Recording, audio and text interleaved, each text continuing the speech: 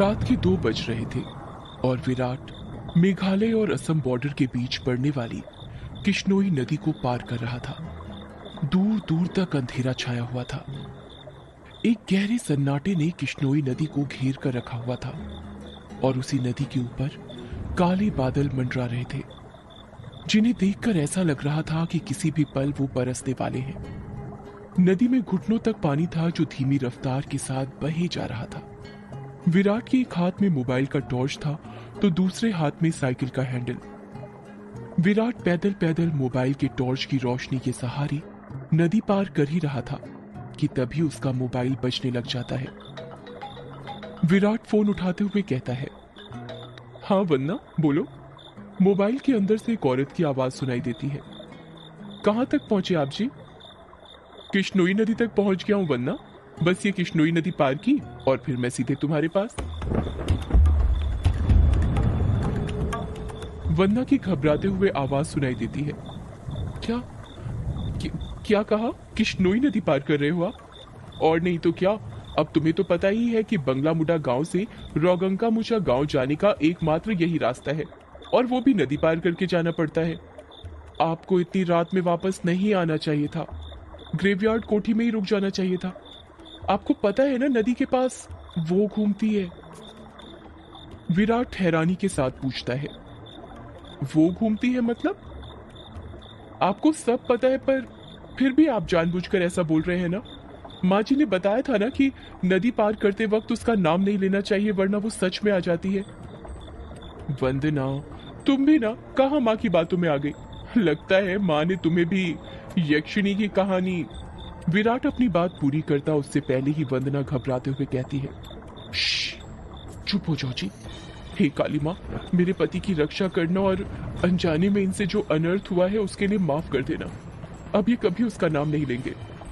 विराट हंसते हुए कहता है, क्या वंदना, तुम भी ना, ये यक्षिणी वक्षिणी कुछ नहीं होती, समझी तुम? ये सब बस मनगढ़ंत बातें हैं जो गांव वालों ने बनाई है और कुछ नहीं। आप नहीं मानते तो मत मानिए, पर मैं तो मानती हूँ। आप ना जल्दी से आ जाइए बस।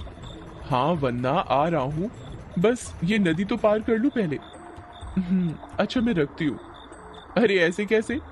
तुम्हें नहीं लगता तुम कुछ भूल रही हो? मैं भूल रही हूँ? क्या भूल रही हूँ? यक्षिणी के बारे में याद रख सकती हो, लेकिन ये याद नहीं रख सकती कि आज हमारी शादी की सालगिरह है। गलती हो गई जी, माफ कीजिएगा। आपकी फिक्र में तो मैं भूल ही गई थी। विराट मुंह बनाते हुए कहता है, अब भूल गई थी तो उसकी सजा तो मिलेगी तुम्हें। सजा के लिए तैयार रहना। वन्ना प्यार से पूछती है, अच्छा तो क्या सजा देंगे आप? तुम्हारी सजा ये है कि तुम्हें आज रात भर जागना पड़ेगा। वन्ना शर्मा जाती है और शर्माते हुए कहती है, आप भी ना कैसी कैसी बातें करते हैं आप। अरे अपनी पत्नी से ऐसी बातें नहीं करूंगा तो किससे करूंगा? ठीक है, आ जाइए, मैं इंतजार कर रही हूँ आपका, जल्दी आना। वन्ना फोन कट कर देती है और विराट वापस से नदी पार करने लग जाता है।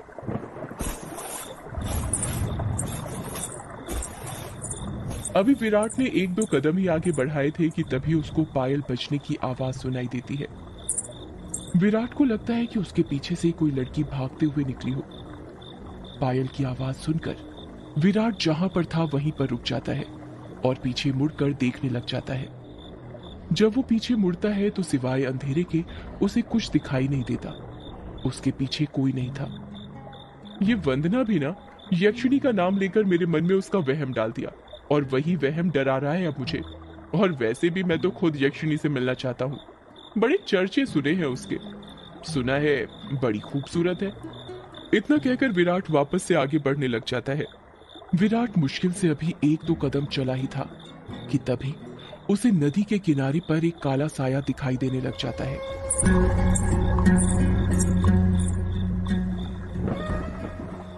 उस काले साए को देखकर विराट के कदम अपने आप थम जाते हैं। साए को देखकर ऐसा लग रहा था कि जैसे वो विराट का ही इंतजार कर रहा था।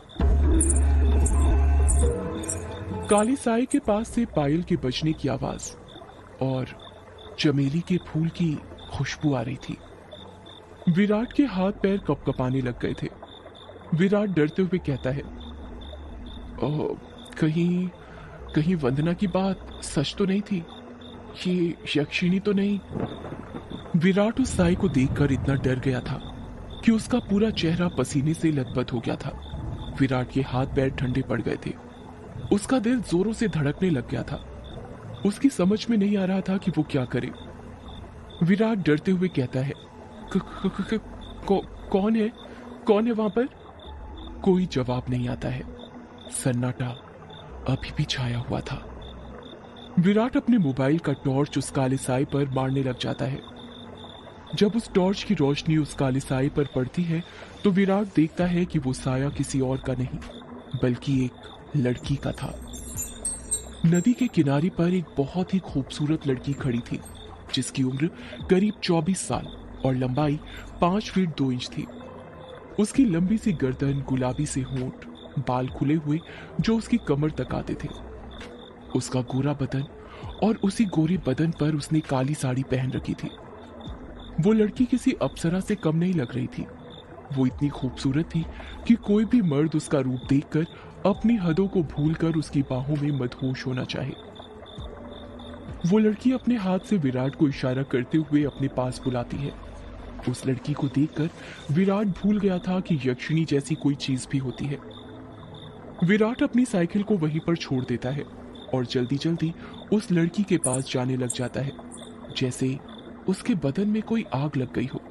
विराट उस लड़की के पास जाकर उससे धीरे से पूछता है, कौन हो तुम और यहाँ पर क्या कर रही हो? क्या नाम है तुम्हारा? लड़की अपने चेहरे पर मुस्कान लाते हुए कहती है, नाम में क्या रखा है? जो रखा है काम में रखा है। कैसा काम? लड़की विराट की आंखों में देखते हुए कहती है, वही काम जो तुम घर पर जाकर अपनी पत्नी के साथ करने वाले थे। तुम उसे आज रात भर जगाना चाहते थे ना? क्या तुम मुझे नहीं जगाओगे? उस लड़की की आंखों में एक नशा सा था जिसे देखकर विराट सब कुछ भूल गया था। ऐसा लग रहा था जैसे वो उसके वश में आ गया हो। विराट भी उस लड़की की आंखों में देखते हुए कहता है, हाँ क्यों नहीं, मैं तुम्हें आज रात क्या कल परसों नरसों हमेशा जगा कर रखूंगा, कभी नहीं सोने दूंगा तुम्हें। इतना कहते ही विराट उस लड़की को अपने सीने से सटा लेता है और अगले ही पल दोनों नदी की रेत पर निर्वस्त्र पड़े हुए थे। दोनों के जिस्मों की गर्मी से रेत उनके शरीर पर चिपक गई थी। उस लड़की के बदन में से चमेली के फूलों की खुशबू आ रही थी।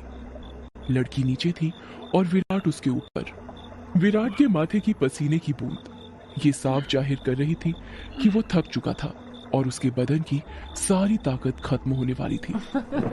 पर उस लड़की का चेहरा देखकर ऐसा लग रहा था जैसे अभी कुछ हुआ ही नहीं था। उसके अंदर की प्यास अभी नहीं बुझी थी। विराट अपने चरमोत्कर्ष अवस्था में पहुंचने वाला था और कुछ ही पलों में वो उस लड़की के बदन पर ध्वस्त होने वाला था। तभी उसकी नजर उस लड़की के वक्ष पर पड़ती है और वो देखता है कि उस लड़की के वक्ष पर धीरे धीरे झुर्रियां आने लगी थी।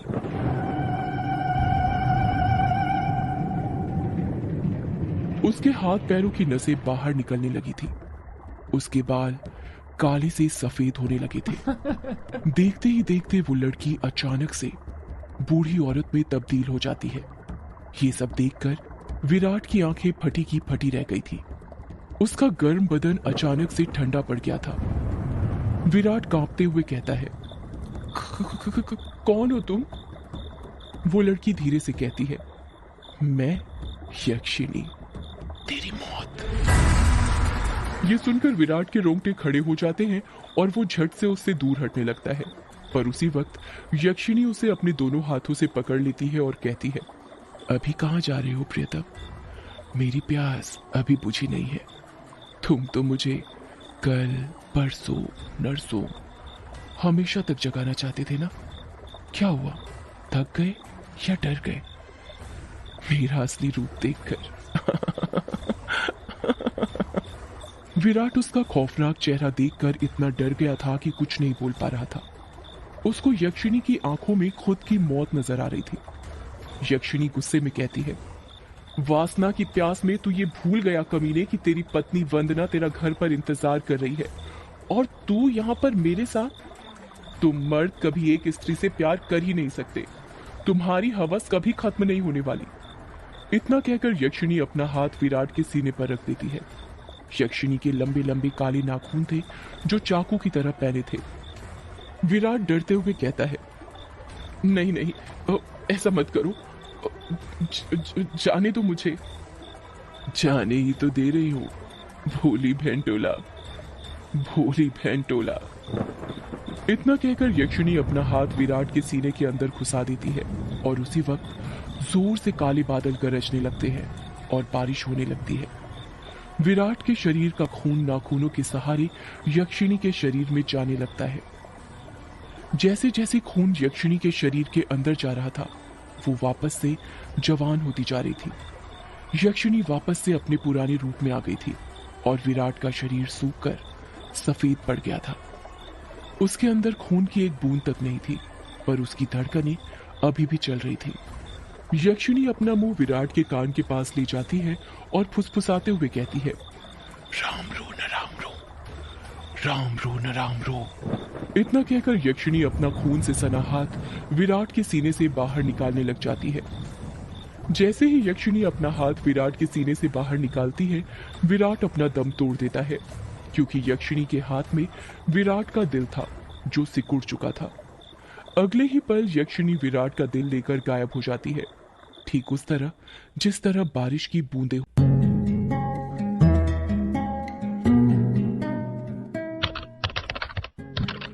टाइपराइटर के बटन दबने की आवाज सुनाई दे रही थी। एक आदमी जो कि कोट पैंट पहना हुआ था, एक बंद कमरे में सफेद टाइपराइटर के ऊपर कहानी टाइप कर रहा था। उस आदमी ने बड़ा सा गोल चश्मा पहना हुआ था। कमरे के अंदर चारों तरफ बुक सेल्फ रखी हुई थी, जिनमें करीब 1000 से भी ज्यादा किताबें जमी हुई थी। टेबल के ऊपर ही एक ऐश ट्रे थी, जिसमें कुछ आधी जली तो कुछ पूरी जली सिगरेट और ऐश रखी हुई थी।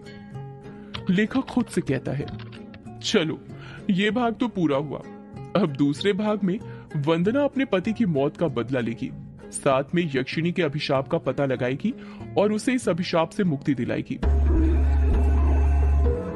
रीडर्स को बहुत दुख होगा विराट की मौत से, पर क्या करें, मौतें होंगी तभी तो हॉरर कहानी आगे बढ़ेगी। इतना कहकर लेखक एक सिगरेट जलाता है और उसके कश खींचते हुए अपने मोबाइल से किसी को फोन करने लग जाता है। फोन के अंदर से उबासी लेते हुए आवाज सुनाई देती है, हेलो कौन? हेलो जगदीश, वो मैं बोल रहा था कि कहानी तैयार हो गई है। अच्छा सर, आप हैं? क्या कहा आपने? कहानी तैयार हो गई? ये तो बहुत अच्छी बात है सर, पर बुरा मत मानिएगा सर, ये बात आप मुझे सुबह भी बता सकते थे, इतनी रात में कॉल करने की क्या जरूरत थी? लेखक सिगरेट का कश खींचते हुए कहता है, क्या कहा इतनी रात में?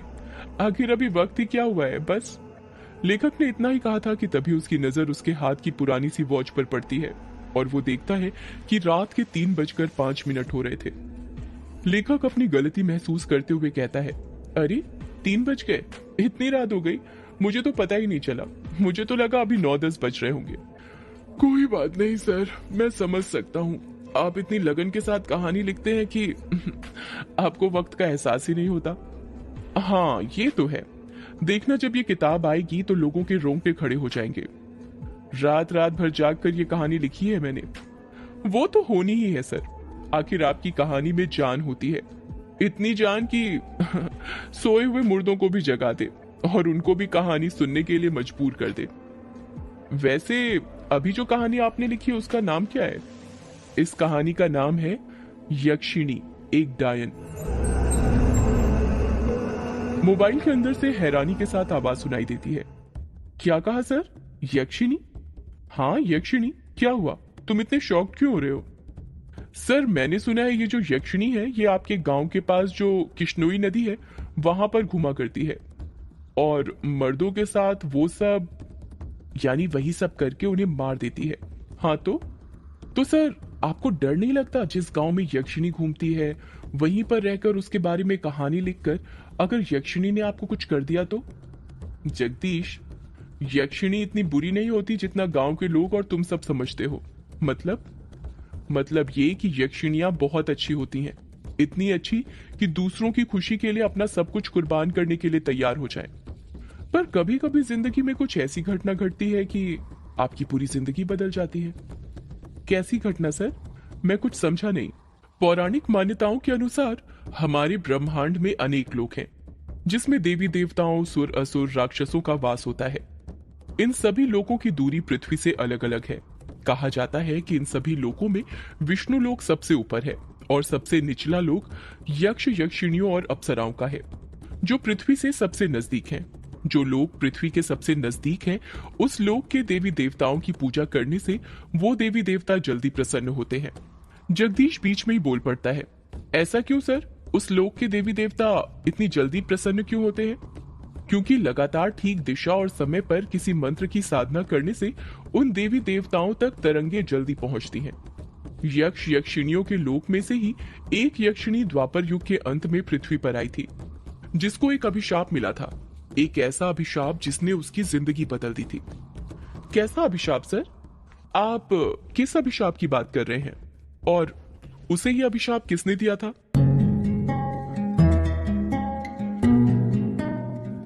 एक दूसरे लोक से पृथ्वी पर आई यक्षिणी को एक अभिशाप मिला था। आखिर क्या था वो अभिशाप और किसने दिया था? जानने के लिए सुनिए यक्षिणी एक डायन का अगला एपिसोड सिर्फ पॉकेट एफएम पर।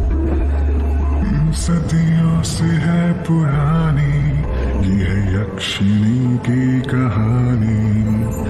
यक्षिणी एक आग है, यक्षिणी तेरा ख्वाब है।